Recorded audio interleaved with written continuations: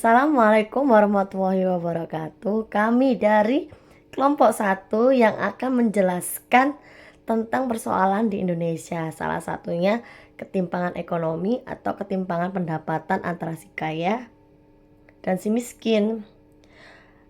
Jangan lupa disimak di video selanjutnya. Di sini saya akan menjelaskan tentang permasalahan ketimpangan ekonomi. Ketimpangan ekonomi adalah perbedaan besar antara kaya dan miskin. Contohnya seperti akses pendidikan atau kesehatan tidak merata. Yang kedua, pendapatan tidak seimbang. Yang ketiga, kesempatan kerja terbatas untuk sebagian orang. Di sini saya akan menjelaskan poin ketimpangan ekonomi. Yang pertama, akses pendidikan atau kesehatan tidak merata. Orang kaya lebih mudah akses fasilitas bagus, yang miskin terbatas. Yang kedua, pendapat tidak seimbang. Gaji antara pekerja kaya dan miskin besar. Yang ketiga, kesempatan kerja terbatas. Lowongan kerja lebih banyak untuk orang dengan modal atau skill tinggi. Dampaknya terbagi menjadi 3. Yang pertama ada konflik sosial, yaitu ketegangan antara kelompok ekonomi. Yang kedua, mobilitas sosial terhambat, yaitu susah naik kelas sosial jika lahir miskin. Yang ketiga, pertumbuhan ekonomi tidak optimal. Potensi ekonomi tidak maksimal karena banyak orang yang tidak produktif. Assalamualaikum warahmatullahi wabarakatuh. Perkenalkan, saya Rizky Sdiar Helmi, NIM-nya 254071076. Saya akan menerangkan sedikit tentang apa sih itu indeks Gini. Indeks Gini itu adalah perhitungan ketimpangan suatu pendapatan antara si kaya dan si miskin. Menurut data pada tahun 2024, lebih tepatnya September, indeks Gini kita 0,381.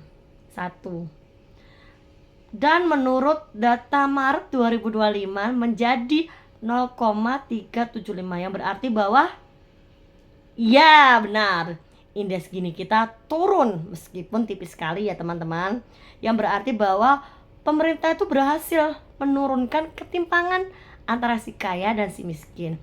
Perlu diketahui, semakin mendekati 1 indeks Gini kita, yang berarti bahwa apa teman-teman? Iya benar, ketimpangan di Indonesia sudah sangat besar. Ketika mendekati 0, maka indeks Gini kita itu menurun alias berkurang. Mengapa bisa hal itu terjadi? Indeks Gini kita bisa menurun. Salah satunya adalah efisiensi anggaran dan pemberantasan korupsi yang begitu masif. Terbukti pada tahun 2025 aja efisiensi anggaran kita menjadi 60 triliun teman-teman. Hal tersebut bisa digunakan untuk hal lain yang lebih produktif di masa depan. Nah, jadi kesimpulannya tuh ketimpangan ekonomi merupakan permasalahan yang masih dihadapi Indonesia hingga saat ini karena adanya perbedaan pendapatan, kesejahteraan, serta akses terhadap pendidikan dan lapangan pekerjaan di masyarakat. Nah, berdasarkan data rasional Gini pada Maret tahun 2025 yang dirilis oleh Badan Pusat Statistik, tingkat ketimpangan pendapatan Indonesia tercatat sebesar 0,375. Nah, mengalami penurunan dibandingkan periode sebelumnya, yaitu September 2024 yang berada pada angka 0,3081. Nah, penurunan ini tuh menunjukkan bahwa distribusi pendapatan Indonesia mulai mengalami perbaikan meskipun belum sepenuhnya merata. Nah, nilai rasional Gini itu masih berada pada kategori ketimpangan sedang, yang berarti jarak antara kelompok masyarakat berpenghasilan tinggi dan rendah masih cukup besar.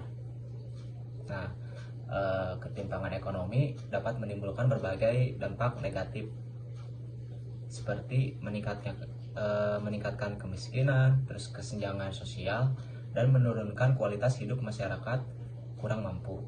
Oleh karena itu, diperlukan peran aktif pemerintah dan masyarakat melalui pemerintahan, pembangunan daerah, peningkatan kualitas pendidikan, serta menciptakan lapangan kerja, serta memperdayakan ekonomi masyarakat agar ketimpangan ekonomi dapat terus ditekan dan kesejahteraan sosial dapat tercapai secara berkeadilan.